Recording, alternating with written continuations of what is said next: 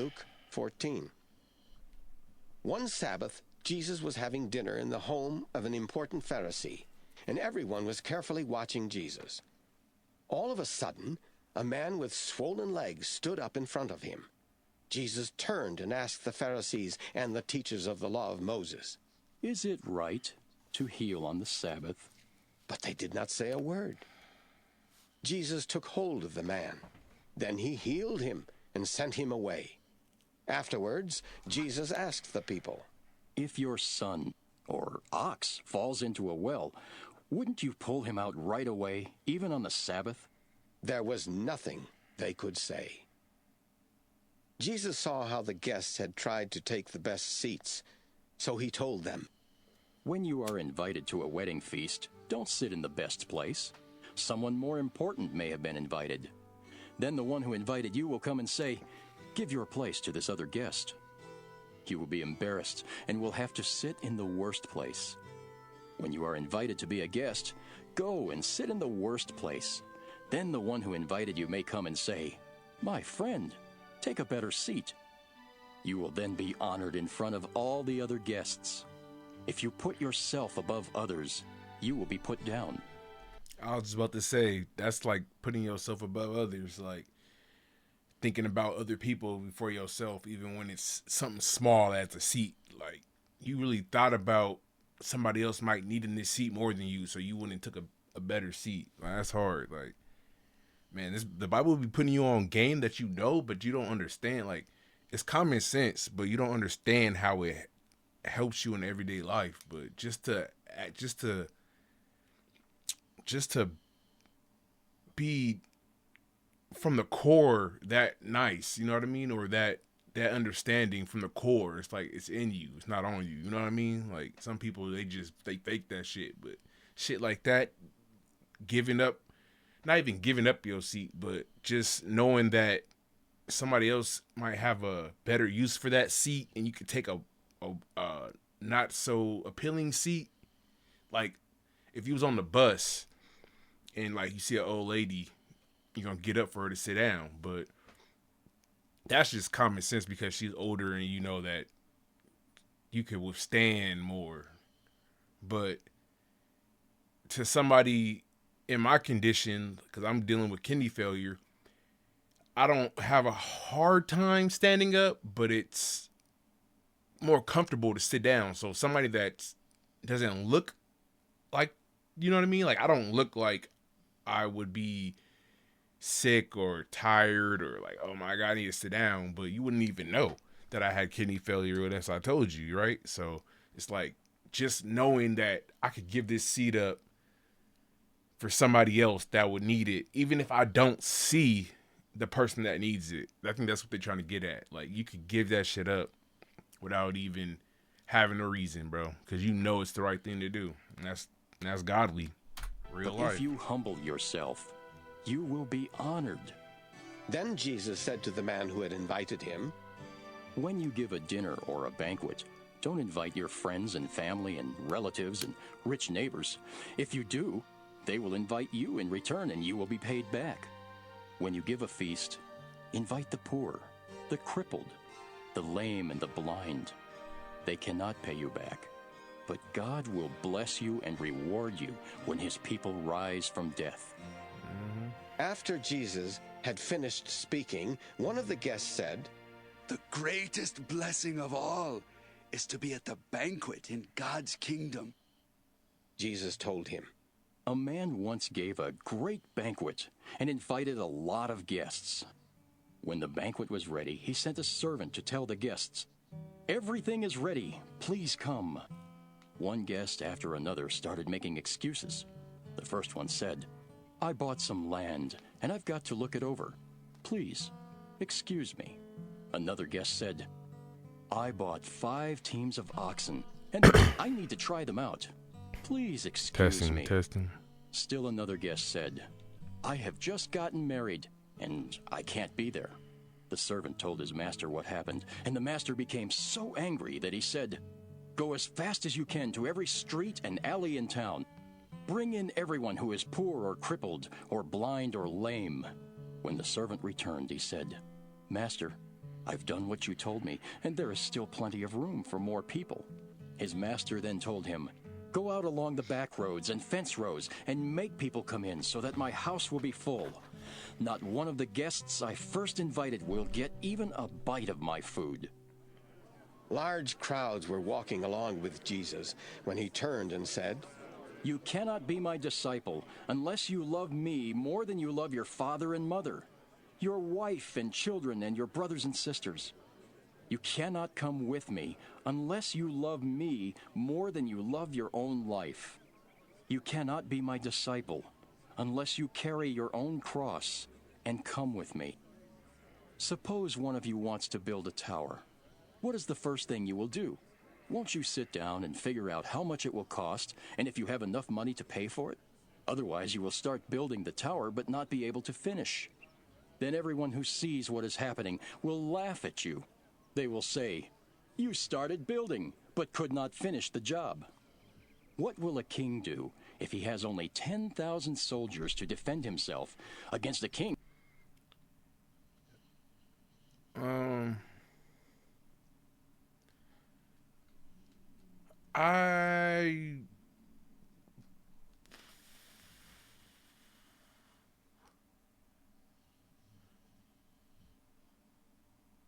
I got a problem with that. For real.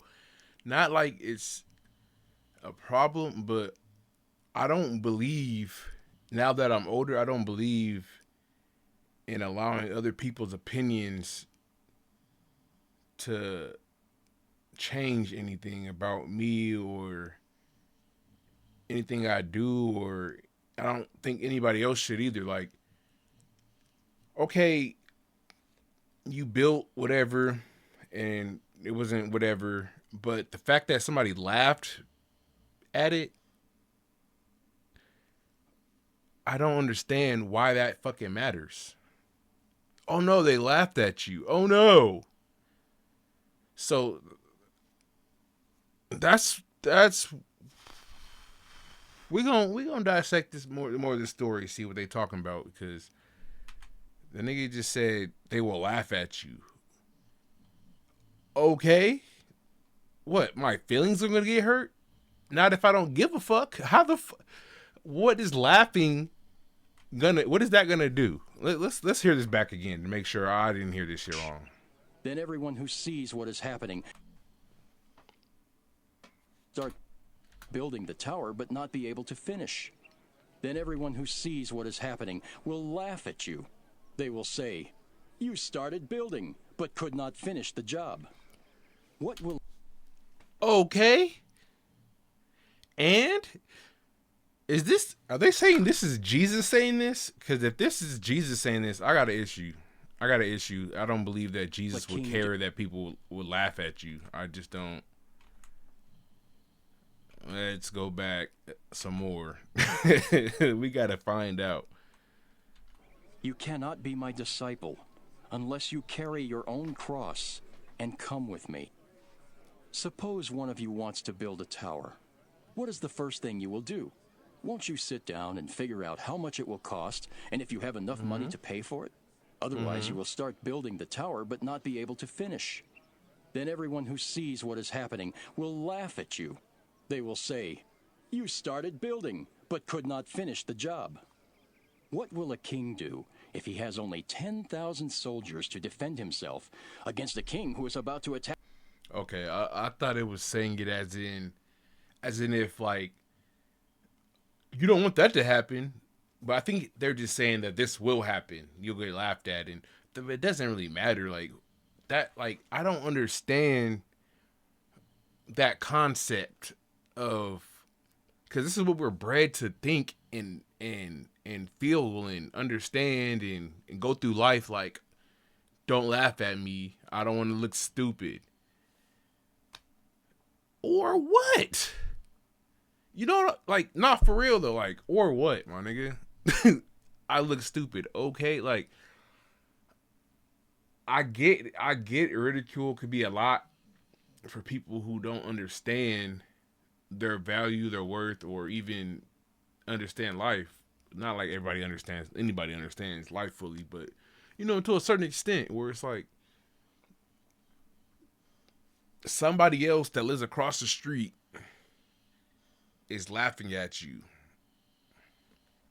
but yet your bills still got to see this. That's a concept that's only feasible when you don't have no bills, you don't have no responsibilities, you don't have no understanding of what it is to take care of a household or your damn self, and somebody else is taking care of you. Because if you're focusing on taking care of yourself and you're the only main person taking care of yourself, or even a household, more even importantly, a household, you're not giving a fuck. That's why you can see your parents walk around looking how they look, all crazy and not giving a fuck. Because nigga, I got a bill to pay.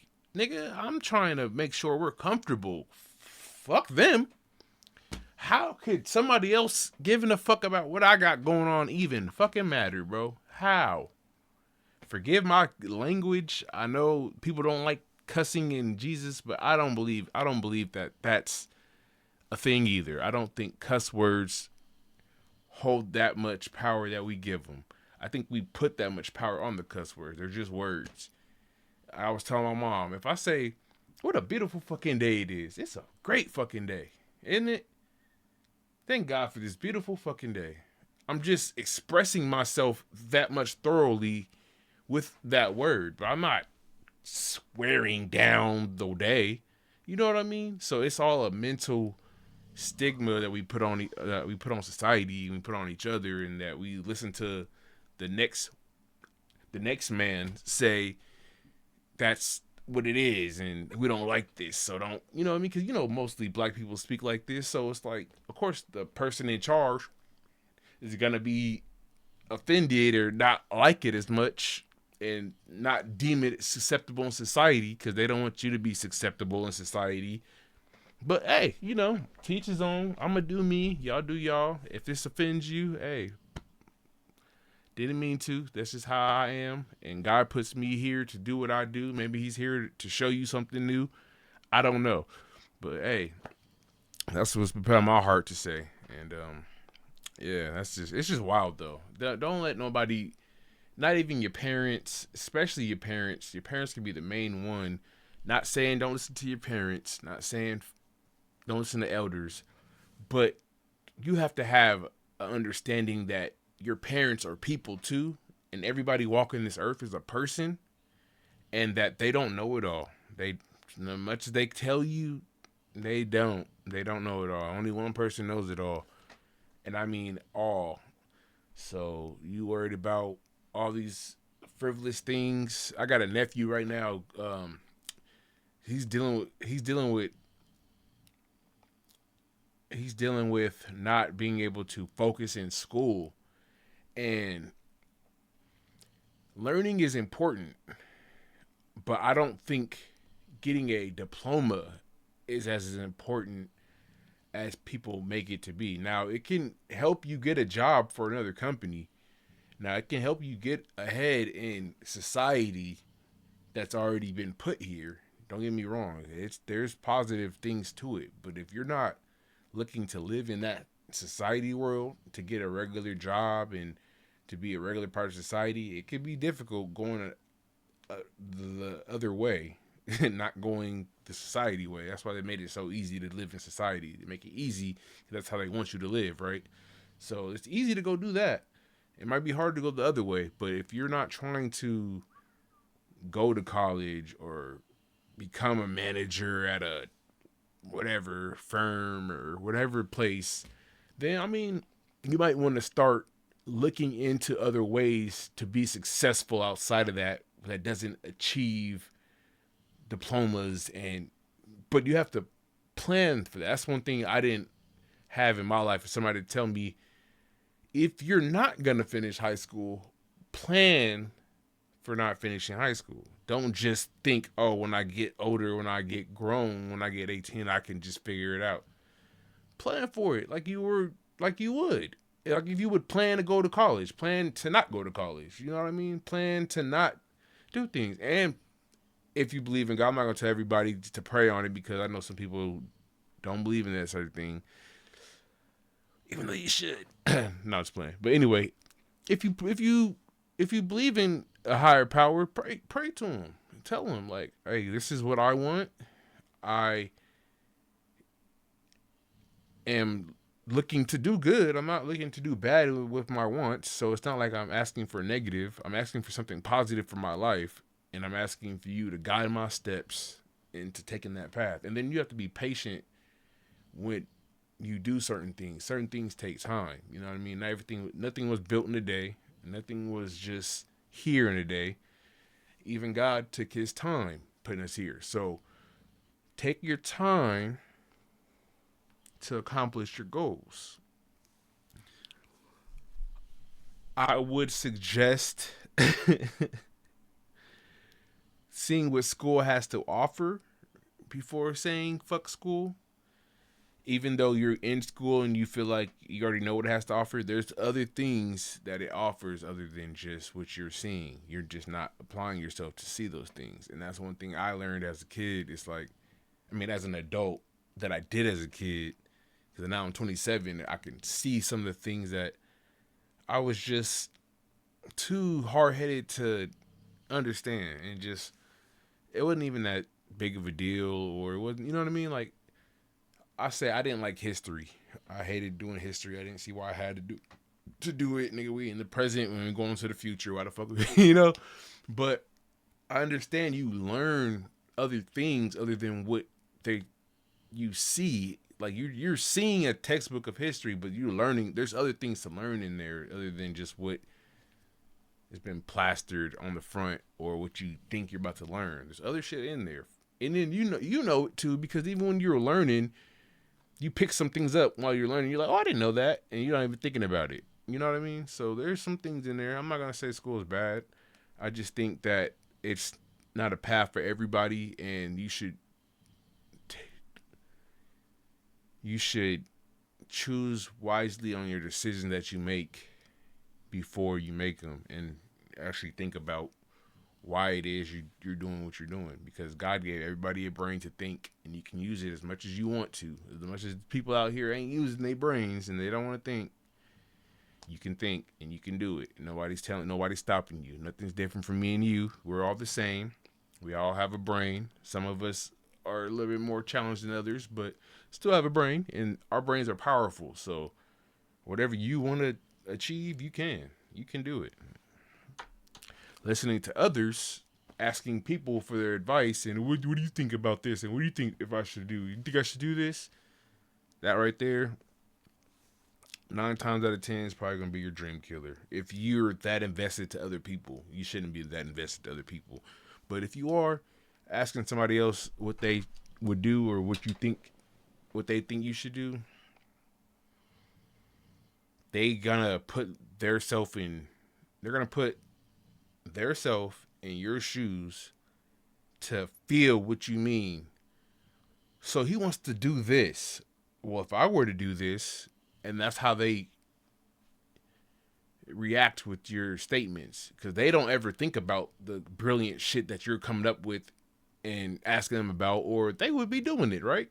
And if you are asking somebody that has done it, well, that's probably the person you should be asking, because they've done it. But if you aren't, just realize they haven't done it, and they're gonna put themselves in your shoes and explain to you that way, like, oh, what I would do, or this, I think, and then your whole train of thought goes down because now you're invested in their energy. Let me get back to Bible study. I've been talking a lot, but y'all get what I mean. Don't be too invested. Be invested. Don't be too invested. Do you? Don't do you? Do it all. I don't give a fuck. Just do you. Pack him with 20,000 soldiers. Before he goes out to battle, won't he first sit down and decide if he can win? If he thinks he won't be able to defend himself, he will send messengers and ask for peace while the other king is still a long way off. So then, you cannot be my disciple unless you give away everything you own. Salt is good, but if it no longer tastes like salt, how can it be made to taste salty again? It is no longer good for the soil or even for the manure pile. People simply throw it out. If you have ears, pay attention. Luke 15. Ears, pay attention. Tax collectors and sinners were all crowding around to listen to Jesus. So the Pharisees and the teachers of the law of Moses started grumbling. This man is friendly with sinners. He even eats with them. Then Jesus told them this story. If any of you has 100 sheep, and one of them gets lost, what will you do? Won't you leave the 99 in the field and go look for the lost sheep until you find it? And when you find it, you will be so glad that you will put it on your shoulder and carry it home. Then you will call in your friends and neighbors and say, "Let's celebrate. I've found my lost sheep." Jesus said, In the same way, there is more happiness in heaven because of one sinner who turns to God than over 99 good people who don't need to. Jesus told the people another story. What will a woman do if she has 10 silver coins and loses one of them? Won't she light a lamp, sweep the floor, and look carefully until she finds Oh, did y'all hear that?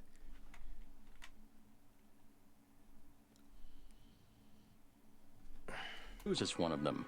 Won't she light a lamp? Hold on, let me go back. My bad. He said, Jesus said, in the same way, there is more happiness in heaven because of one sinner who turns to God than over 99 good people who don't need to. Whoa. So, like, if Trump turns to God, the heavens will throw a parade if Trump turns to God. I mean, whoo. I'm sorry. I just had to. Jesus told the people another story. What will a woman do if she has 10 silver coins and loses one of them? Won't she light a lamp, sweep the floor, and look carefully until she finds it? Then she will call in her friends and neighbors and say, "Let's celebrate. I've found the coin I lost." Jesus said, In the same way, God's angels are happy when even one person turns to him. Jesus also told them another story. Once, a man had 2 sons. The younger son said to his father, "Give me my share of the property." So the father divided his property between his 2 sons. Not long after that, the younger son packed up everything he owned and left for a foreign country, where he wasted all his money in wild living. He had spent everything when a bad famine spread through that whole land. Soon, he had nothing to eat. He went to work for a man in that country, and the man sent him out to take care of his pigs. He would have been glad to eat what the pigs were eating, but no one gave him a thing. Finally, he came to his senses and said, "My father's workers have plenty to eat, and here I am, starving to death. I will leave and go to my father and say to him, 'Father, I have sinned against God in heaven and against you. I am no longer good enough to be called your son. Treat me like one of your workers.' The younger son got up and started back to his father. But when he was still a long way off, his father saw him and felt sorry for him. He ran to his son and hugged and kissed him. The son said, 'Father, I have sinned against God in heaven and against you. I am no longer good enough to be called your son.' But his father said to the servants, 'Hurry and bring the best clothes and put them on him. Give him a ring for his finger and sandals for his feet. Get the best calf and prepare it so we can eat and celebrate. This son of mine was dead, but now has come back to life. He was lost and has now been found.' And they began to celebrate. The older son had been out in the field, but when he came near the house, he heard the music and dancing. So he called one of the servants over and asked, 'What's going on here?' The servant answered, 'Your brother has come home safe and sound, and your father ordered us to kill the best calf.' The older brother got so mad that he would not even go into the house. His father came out and begged him to go in, but he said to his father, 'For years I have worked for you like a slave and have always obeyed you. But you have never even given me a little goat, so that I could give a dinner for my friends. This other son of yours wasted your money on bad women, and now that he has come home, you ordered the best calf to be killed for a feast." His father replied, "My son, you are always with me, and everything I have is yours. But we should be glad and celebrate. Your brother was dead, but he is now alive. He was lost and has now been found." Crazy work. Thank you, Jesus, for the day, bro.